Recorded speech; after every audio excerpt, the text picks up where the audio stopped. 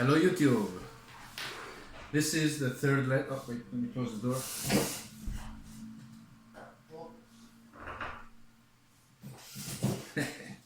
This is the third lesson and it's about resistance. So first things first, the equation that we saw in the previous lesson, which is voltage divided by a resistance, is equal to the current. And let's see again what this means. It means that with a large resistance, we're going to have little flow. And let's go back to our bucket. Okay, the bucket turned blue.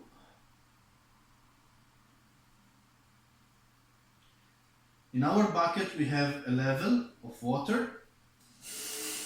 The size of the hole represents our resistance, and the spill of the water represents the current, which is the flow.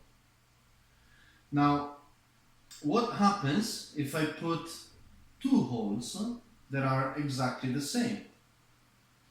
Well, by putting two holes, I'm expecting the flow to double and the resistance to become half.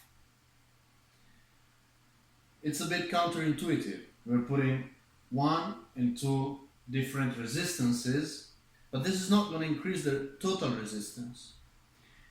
In fact, saying that we add a resistance means that we also add a possibility, a new possibility for current to flow. So a new outlet. It might be a small outlet, but it's still a new outlet. So if we add one here and one here, we expect to see a double flow and half the resistance. Let's look at this right away with our voltage supplier. I have our bulb. The current flow is 0.5, and I have another bulb. Let's connect the other one now.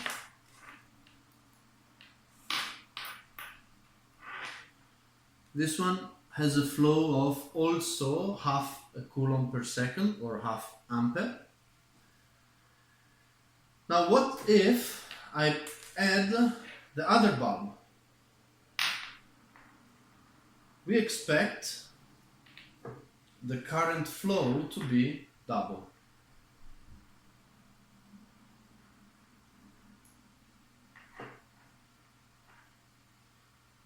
There we go. We have two outlets and the current flow is double.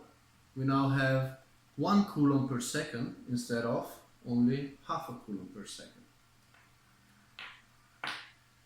Let's see how this looks like when we draw it in the correct way using proper schematics. So we have the voltage here. We have one resistance here. This is the actual way you draw a resistance in a proper schematics. And also we have here another resistance, and then they join together and they go to ground. Let's put this more like this. There you go. Another way to draw it could be this.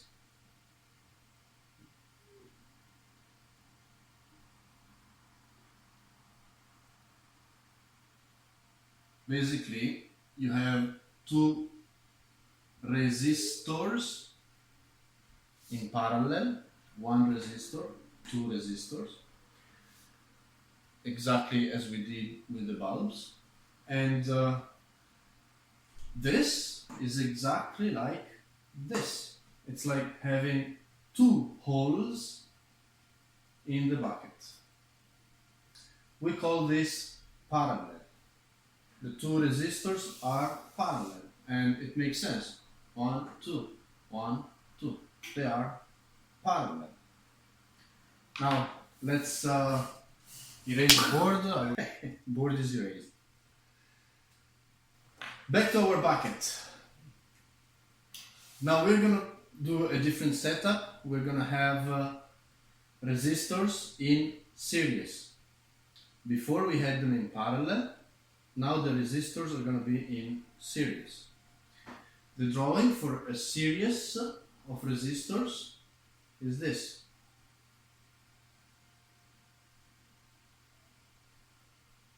And the concept is that one becomes after the other one.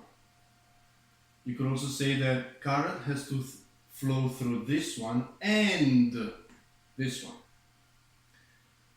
And let's write it down here. Series.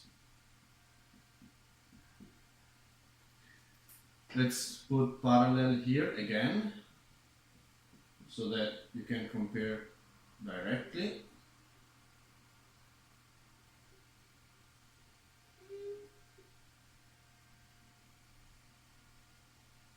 There.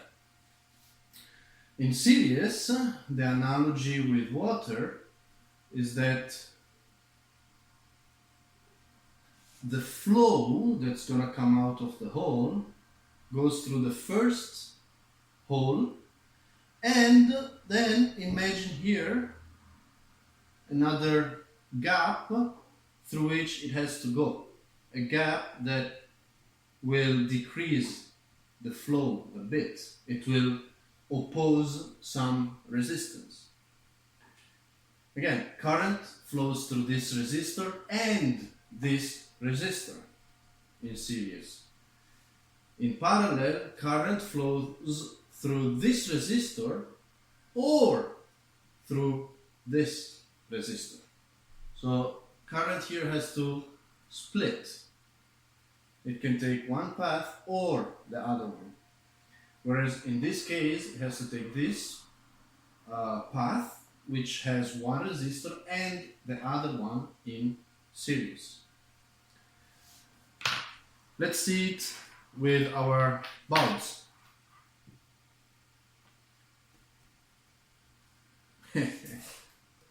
Okay, there we go. Let's increase the brightness a bit.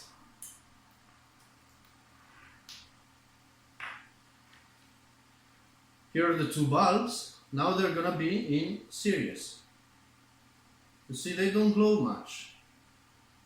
Because since the current has to flow through one and the other one, it's gonna be less current flow than the other case, where they're both connected directly to the source of voltage.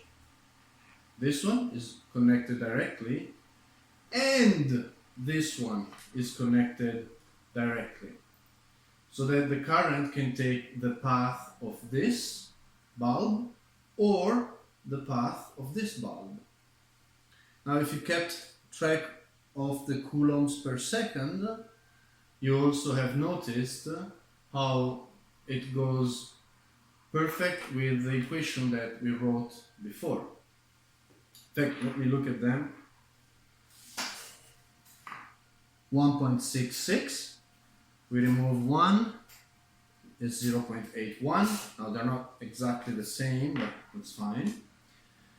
And now, if we put them in series, we're gonna have less than 0.81.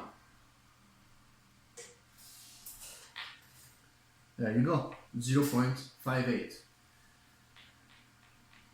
Oops, it's a bit entangled. You might have expected half of 0.81. Why didn't that happen? When you have to deal with bulbs, the value of the resistance changes with the brightness and with the temperature of the wire inside of it. So it's not linear. But you still saw the concept. if we go through one resistor only, you have 0.81 coulombs per second. If the current has to go through one resistor and another one, well, we're going to have less flow, no matter what. If instead we have a direct path for one bulb, and then we give a direct path for another bulb, so that you have this flow and another flow, well, of course, the current, the total current flow is going to increase. There you go, 1.66.